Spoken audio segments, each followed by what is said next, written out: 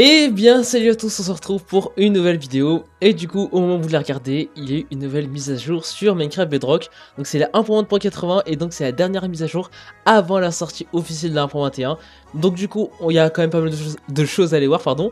Donc on va pas plus perdre de temps. Donc avant tout évidemment, si t'es pas abonné à la chaîne, abonne-toi, franchement ça m'aide beaucoup, chaque abonnement compte. Et bombardez-moi cette barre de like, chaque like compte évidemment. Donc merci à tous ceux qui s'abonneront, qui likeront cette vidéo et qui du coup resteront jusqu'à la fin. Alors cette mise à jour elle rajoute quand même pas mal de nouveautés. Il y a aussi une partie du coup de certaines nouveautés qui étaient déjà disponibles qui sont maintenant, qui ne sont plus en expérimental. Donc du coup on va aller revoir tout ça évidemment. Donc du coup on va commencer direct donc, avec les tatous. Donc les tatous vous savez à quoi ils ressemblent. Du coup de base tout ce qui était lié aux tatous était en expérimental. Ce n'est plus le cas, donc on va les revoir vite fait. Du coup les spécificités des tatous et de tout ce qui reste. Donc du coup le tatou il ressemble à ça évidemment, vous voyez bien. Donc c'est le gagnant du mob vote qui s'était passé en octobre. Vous pouvez le trouver dans les savanes et dans les messas. Il se met en boule quand ils se sont menacés, donc par exemple si je cours il a peur, il se cache. Il peut également avoir peur si par exemple je tape et que je reste 20 secondes autour de lui, il aura peur. Alors normalement si je prends... On va prendre ça, on va prendre ça. Si je mets un tatou et que je mets une araignée bleue ou une araignée à côté de lui, du coup les araignées du coup le fuiront. Donc ils ont peur de lui, donc ça c'est quelque chose de très pratique. Qu'est-ce qu'il y a d'autre? Oui, il y a aussi le fait qu'ils aiment bien les yeux d'araignée. Alors je sais pas où je les ai mis, ils sont là. On va prendre du coup, là vous avez vu, il se rapproche de moi. Bon là c'est un bébé, c'est pas ce que je veux. Là vous avez vu, il va me regarder. Bon là, voilà, vous avez vu, il y a celui qui me regarde. Si je le donne, et à lui aussi, ils vont faire du coup un bébé. Et du coup, bah voilà, il y aura un petit bébé. Et c'est comme ça qu'on fait du coup de l'élevage de tatou. Donc c'est des yeux d'araignée. Et du coup, ce tatou drop un item, un nouvel item. Donc imaginons que je prenne une brosse, donc un pinceau, je fasse un clic droit. Il va me drop du coup une écaille de tatou. Donc une écaille de tatou, c'est du coup un nouvel item qui a été ajouté. Du coup, bon bah c'est un item, c'est un matériau. Et il va servir à crafter quelque chose de très intéressant, qui est du coup les armures de loup. Donc les armures de loup, voilà, on va les voir ici. Donc elles se craftent comme ceci. C'est avec 6 écailles de tatou, donc un peu comme une chaise. Donc ça ressemble à ça, c'est une armure de loup. Et en gros, du coup, bon bah, comme son nom l'indique, ça sert du coup de protection pour les loups. Du coup, par exemple, je peux lui équiper à lui, vous avez vu. Je lui ai équipé une armure de loup. Donc voilà, c'est très très cool. L'armure de loup, elle est aussi résistante qu'une armure de cheval en diamant. Donc c'est un truc à savoir. Imaginons que par exemple, je vais prendre, je sais pas moi, une épée en netherite. Imaginons que j'attaque le loup. On peut voir du coup que l'armure va prendre des dégâts. Vous avez vu? Alors, ça a même fait un son, mais je crois que j'ai pas je crois que vous entendrez pas l'audio. Mais vous avez vu que l'armure, elle se brise un peu. Et normalement, si je me trompe pas, on va aller prendre ça. On peut normalement du coup la réparer en faisant un clic droit dessus. Vous avez vu, ça répare. Donc ça, c'est quelque chose de très intéressant. Et il y a également un truc très très cool aussi. C'est que du coup, si vous prenez une armure de loup et que vous la trempez dans de l'eau qui est colorée, et bah du coup, vous allez pouvoir colorer les armures de loup comme les armures en cuir. Donc vous avez vu, les armures violettes. Et ça marche du coup avec toutes les couleurs disponibles dans le jeu. Donc ça, c'est très très cool. Et bah voilà quoi, c'est une grosse nouveauté je trouve.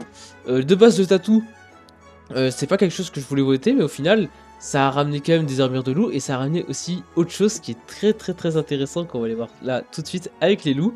Donc du coup, les loups, vous pouvez voir, il y a pas mal de loups. Et bah pourquoi? Parce qu'en fait, il y a eu des nouvelles variantes de loups. Il y en a du coup maintenant 9, une qu'on connaît déjà et du coup 8 nouvelles. On va les faire un petit tour rapidement pour savoir où les trouver. Donc il y a celui-là du coup qui s'appelle le Pale Wolf. Alors du coup, il se trouve du coup dans les biomes taïga, les taïgas sans neige.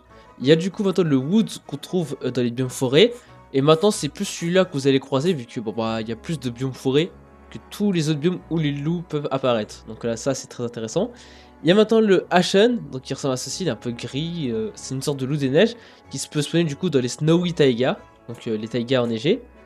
Il y a le loup noir, donc le black, il spawn dans les Old Grove Spin Taiga, donc en gros c'est des taïgas où en gros les arbres sont gigantesques. Il y a aussi celui-là, le Chestnut, qui spawn dans les Old Grove Spruce Taiga. Donc c'est une autre sorte de taiga avec beaucoup de podzol. Mais je crois pas qu'il y ait les arbres qui sont géants. Il y a aussi du coup le Rusty, donc c'est celui-là, je trouve que ça c'est peut-être un des plus stylés. Donc vous avez vu à quoi il ressemble. Il spawn du coup dans le biome Sparse Jungle. Donc c'est les sortes de biomes jungle, mais qui sont pas vraiment remplis de beaucoup d'arbres. Il y en a un tout petit peu, mais pas tant que ça. C'est là du coup qu'il spawnera. Il y a également du coup le Spotted, il ressemble à ça, il est un peu noir, orange et blanc. il spawn du coup dans les biomes Savannah Plateau. Il y a du coup le Striped, donc celui-là qui spawn dans les Wooded Badlands. Donc en gros, je sais pas si vous voyez les biomes Mesa. Des fois, dans les montagnes de biomes Mesa, il y a des forêts un peu arides, un peu désertiques, on va dire ça. Et bah, c'est là qu'il spawn. Et enfin, le dernier, donc du coup, il s'appelle le Snowy. Il ressemble à ça, c'est encore une fois un loup des neiges. Et du coup, bah, il peut spawn du coup dans le biome Grove. Donc c'est un des biomes de la montagne qui était apparu pendant la cave update. Donc voilà, c'est cool des nouveaux loups. Et je pense que ces loups ne seraient pas arrivés si du coup le tatou n'avait pas été voté comme du coup gagnant du mob vote. Donc franchement, assez cool. Très très cool. Voilà, c'est pas une nouveauté qui est vraiment très utile. Mais c'est quand même cool de voir la diversité dans les loups. Un peu comme pour les chats. Ensuite, du coup, on va passer à d'autres nouveautés. Donc là, ça va être... Enfin, en soi, ça, c'était des nouvelles nouveautés. Mais là, on va voir vraiment des choses qui sont vraiment utiles. Déjà, du coup, le brise, il y a eu un changement. Le brise de base, du coup, quand on le tuait, il nous donnait des charges de vent. Maintenant, c'est plus le cas. Il va nous dropper des bâtons de brise. Donc, je vais en tuer un. Alors, j'espère juste qu'il va pas s'enfuir. Ne t'enfuis pas, s'il te plaît. Voilà. Vous avez vu, il m'a drop un bâton de brise. Donc, il peut m'en drop un à 2.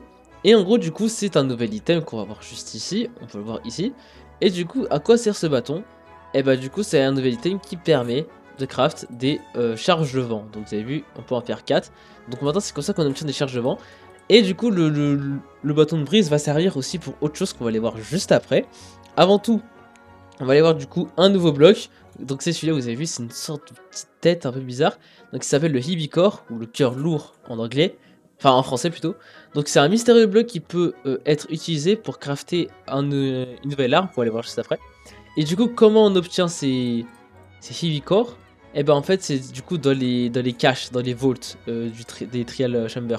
Donc du coup, c'est en gros ce bloc qui vous donnera le cœur lourd comme récompense. Donc je crois qu'il y a une très peu de chance de l'avoir. Donc voilà, c'est comme ça qu'on l'obtient. Du coup, vous avez vu, il y a le vault, il est là. Du coup... les bâtons de brise et du coup le cœur lourd vont être utiles pour crafter du coup cette masse. Alors j'ai oublié de mettre le craft, mais le craft c'est juste un bâton et du coup ce bloc. Donc du coup la masse, vous avez vu, c'est un nouvel outil qui est surcheaté dans certains cas. C'est vraiment surcheaté pour faire énormément de dégâts. En fait, comment ça se passe? Cette arme déjà juste elle fait à peu près 7 points d'attaque, ce qui est quand même déjà pas mal. Donc je peux attaquer les ennemis au corps à corps comme ça. C'est très cool. Mais du coup, cette arme peut faire énormément de dégâts. Comment? Et ben en fait, quand vous faites une grosse chute et que avant de toucher le sol, vous tapez un mob, les dégâts vont être colossaux. Genre vraiment, ça va vraiment être énorme. Et ce qui est bien, c'est que si vous ne ratez pas votre attaque, si vous arrivez à attaquer le mob avant de toucher le sol, vous allez prendre aucun dégât de chute. Et ça, c'est vraiment très intéressant. Donc, je vais essayer de me mettre en survie et de pas rater. Donc, on va faire un... Alors, on va peut-être mettre plus haut. On va faire un slash game mode S. On va essayer de pas rater. Je tombe, je tape. J'ai raté mon coup. On va peut-être réessayer. Merde, attendez.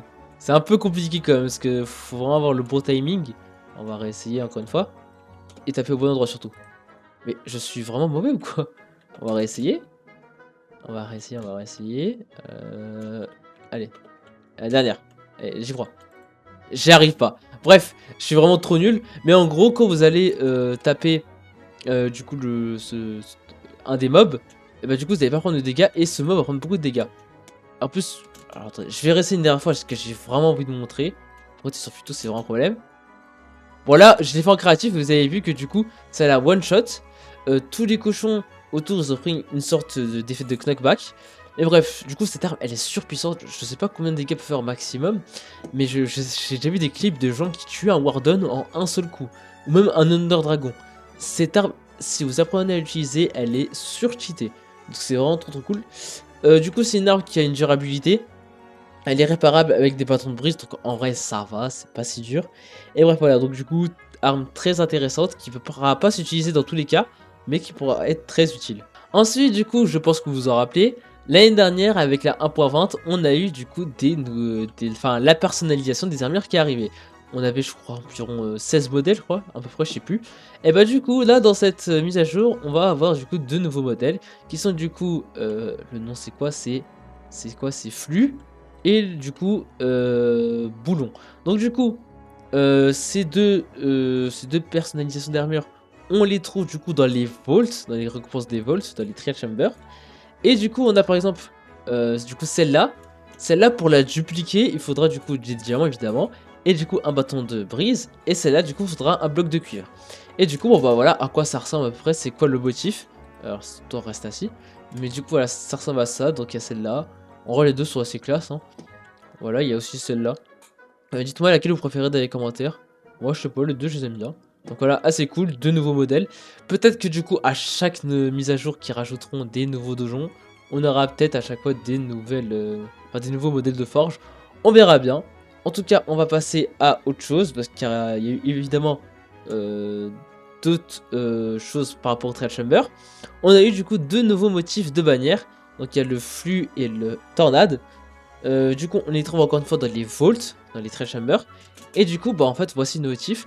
Il y en a un, c'est une spirale, et l'autre, du coup, c'est le brise. Ça ressemble à ça, assez cool. Comme pour la personnalisation des armures, l'année dernière, on avait eu du coup la poterie, les fragments de poterie. Et bah, du coup, dans cette mise à jour, on en a eu 3 nouveaux. Donc, du coup, il y a le flux, il y a le tornade, et du coup, il y a le éraflure. Donc, du coup, comment on trouve ces 3 fragments? Et ben en fait, dans les Trial Chambers, vous allez croiser des fois des pots décorés qui seront déjà construits. Et du coup, vous pourrez les casser pour avoir ces fragments. Donc, vous voyez du coup à quoi ressemblent les pots. C'est des motifs, donc encore une fois, assez cool. Et ça rajoute on reçoit des nouveautés pour faire de la décoration. Donc, c'est assez cool. C'est pas ultra utile non plus, mais c'est toujours bien d'avoir de la diversité. Donc, voilà, assez cool.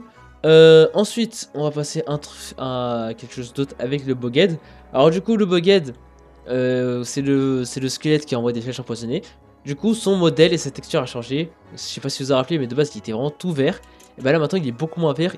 Ça ressemble beaucoup plus à un squelette qui a un peu pris de l'herbe, un peu des feuilles de la nature sur lui.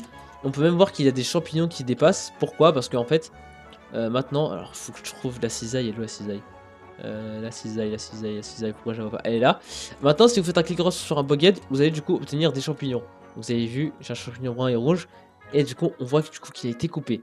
Donc voilà, Boged. Il y en a quand même qui préfèrent la version beaucoup plus verte. Moi, je préfère celle-là. Je sais pas, dites-moi ce que vous en pensez dans les commentaires.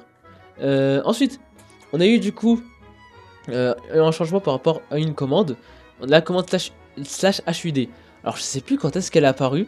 Mais c'est une commande qui permet de cacher ou de remontrer certains éléments de l'interface utilisateur. Du coup, de base, cette commande, elle était en expérimental. Maintenant, ce n'est plus le cas. Elle est du coup en vanilla. Donc, cette commande, imaginons par exemple, je veux cacher ma barre de vie. Je veux pas qu'elle me soit montrée. Si je fais slash hud @s hide et je fais par exemple else, la vie du coup sera cachée. On la verra pas. Je peux faire autre chose. Par exemple, qu'est-ce qu'il y a d'autre? Il y a par exemple peut-être la fin, hunger, ça cache, vous avez vu?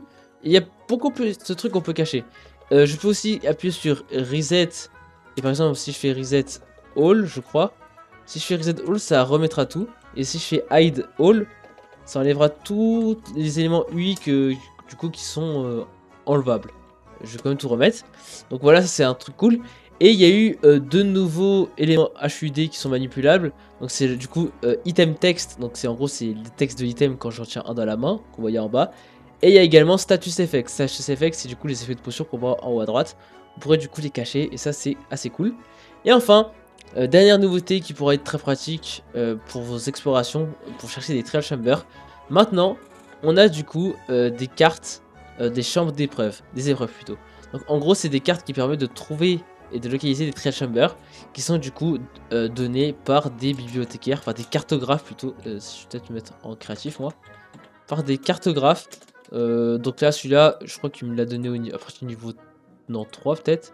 On le voit en fait, vous voyez que c'est un peu orange et un peu vert sur la carte, vous verrez bien. Donc voilà, donc du coup c'est un bon moyen de trouver des trial chambers. C'est vrai que les trial chambers je pense pas que vous allez en croiser souvent non plus. En soi je sais pas, j'ai jamais miné depuis que les trial chambers sont sortis. Mais au moins si vous en cherchez, bah avec ces cartes, ça du coup vous aidera énormément. Et ça c'est assez cool. Et du coup bah voilà, c'était tout ce qui était nouveau. Tout ce qui était intéressant à vous montrer. Du coup voilà, du coup c'était la dernière mise à jour avant la 1.21. La 1.21 sortira sûrement au moment où je tourne cette vidéo, peut-être dans 2 mois. Peut-être un tout petit peu moins. Enfin non, je pense que ça sera dans 2 mois pile à peu près. Donc évidemment je ferai une vidéo. En attendant, pour chaque bêta, je fais toujours une vidéo quand elle est vraiment intéressante. Donc n'hésitez surtout pas à suivre l'actualité de cette chaîne. Du coup bah voilà, c'est cool, on arrive à la fin d'un cycle de mise à jour. Donc abonnez-vous tous à cette chaîne, ça m'aiderait énormément. Mettez tous des likes. Et du coup moi je vous dis ciao ciao.